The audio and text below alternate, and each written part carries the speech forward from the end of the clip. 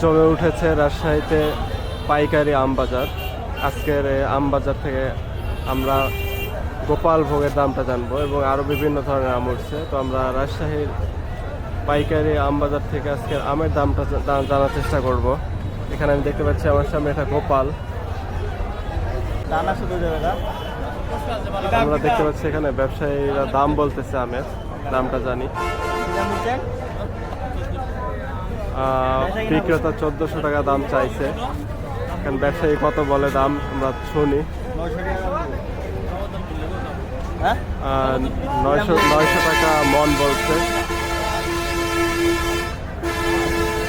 ভাই এখন পর্যন্ত কত টাকা বলছে গোপাল সর্বোচ্চ? 1100 পর্যন্ত বলছে। এই ব্যবসায়ী কত বললো? 900 টাকা। কত হলে বিক্রি করবেন বলে মনে করতেছেন? 1300।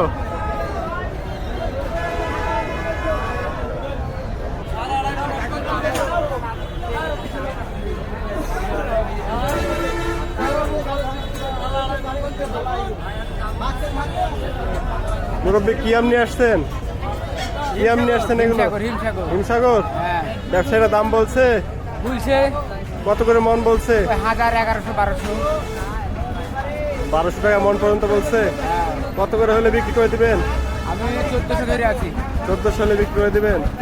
আপনার এগুলো হিমসাগর? এগুলো তো লক না, তাহলে হিমসাগর বললেন কেন? ও এটা আপনাদের হিমসাগর আম।